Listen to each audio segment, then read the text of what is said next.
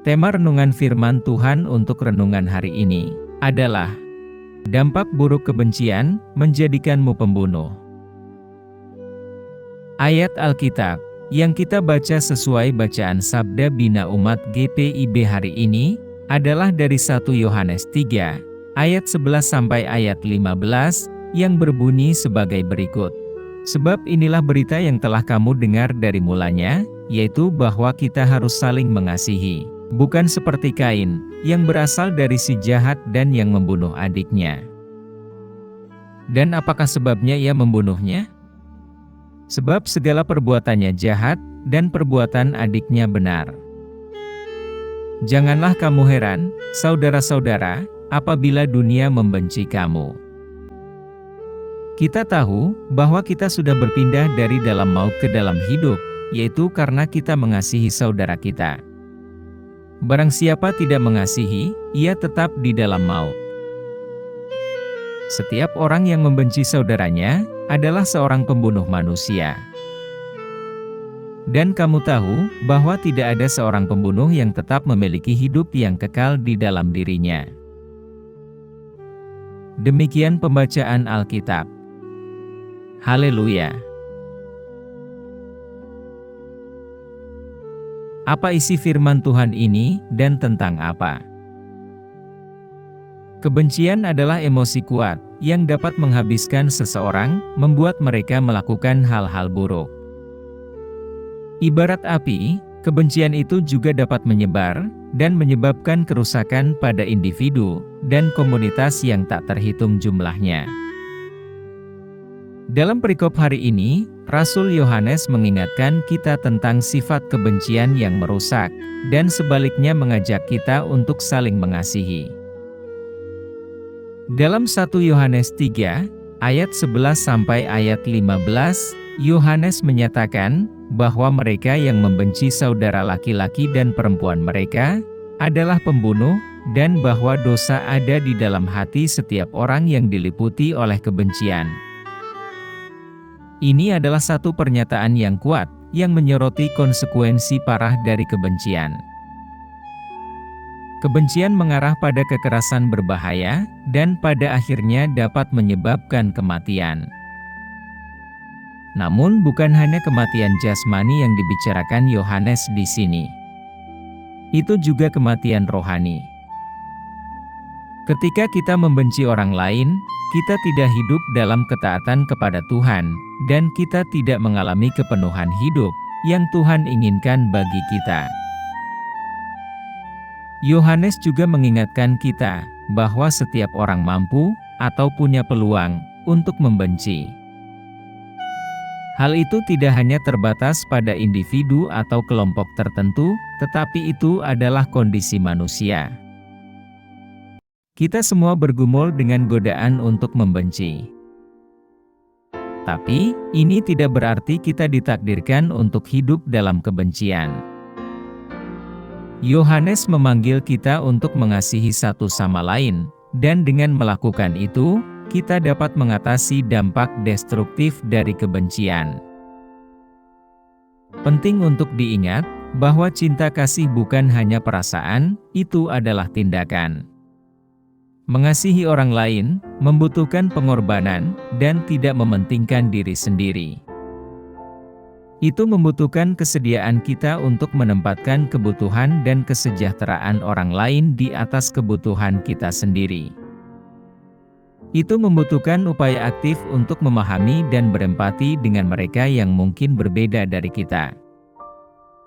Dan itu membutuhkan pengampunan dan kasih karunia. Sebaliknya, kebencian itu mudah. Sangat mudah untuk membenci mereka yang menyakiti kita, mereka yang tidak setuju dengan kita, atau mereka yang kita anggap berbeda dari kita.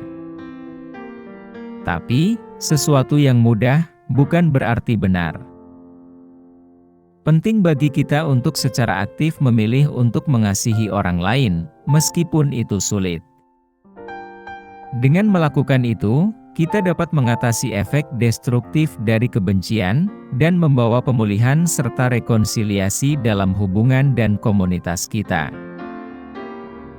Penting juga untuk dicatat bahwa, dengan mengasihi, tidak berarti bahwa kita harus mentolerir atau membiarkan perilaku berbahaya. Kita boleh membenci perbuatan buruk seseorang, tetapi bukan orangnya. Kasih membutuhkan batasan, dan membela apa yang benar. Tapi, itu harus selalu dilakukan dalam semangat cinta kasih dan kasih karunia. Kesimpulannya, kebencian adalah emosi yang kuat yang dapat menghabiskan kita dan membuat kita melakukan hal-hal buruk. Kebencian kita akan menjadikan kita seorang pembunuh. Oleh karena itu, kita tidak boleh menyerah pada sifat bawaan dosa kita. Kita dapat memilih untuk mengasihi sebagai gantinya.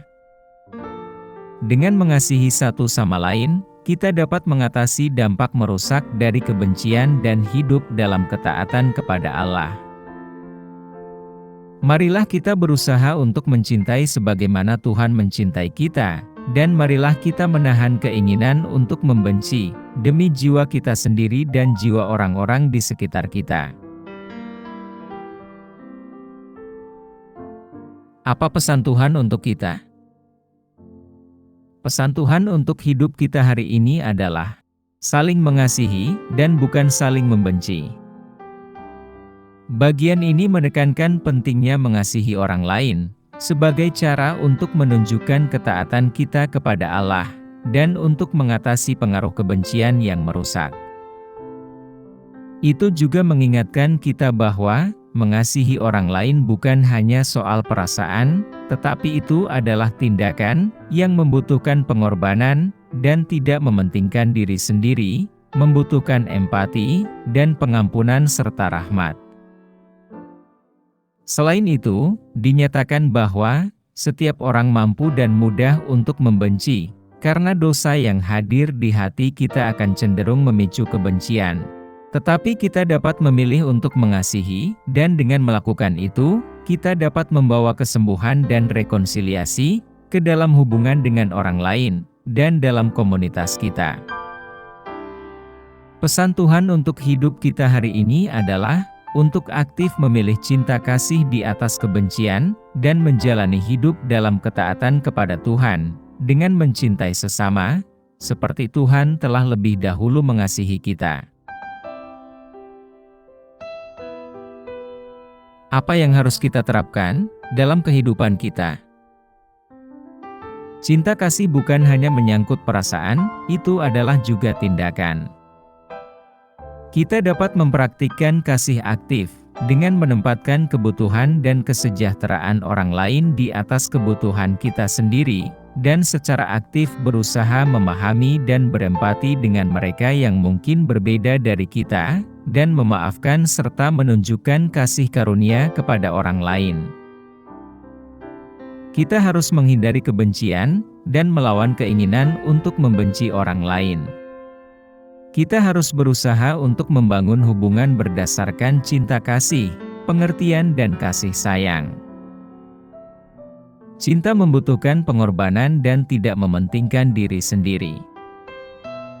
Kita dapat menerapkan ini dengan rela menempatkan kepentingan orang lain di atas kepentingan kita sendiri, dan berkorban untuk orang lain bila perlu. Kita harus mengusahakan kesembuhan dan rekonsiliasi.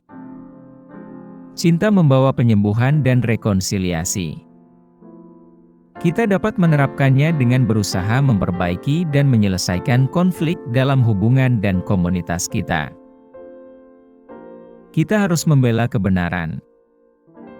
Cinta kasih membutuhkan batasan dan membela apa yang benar, tetapi itu harus selalu dilakukan dalam semangat cinta dan kasih karunia.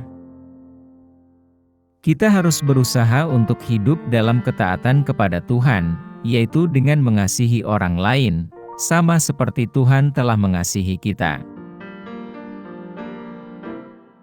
Doa hari ini. Tuhan Yesus, kami bersyukur atas kasih yang Tuhan ajarkan dan tunjukkan kepada kami, sebagai contoh bagi kami, agar kami dapat saling mengasihi.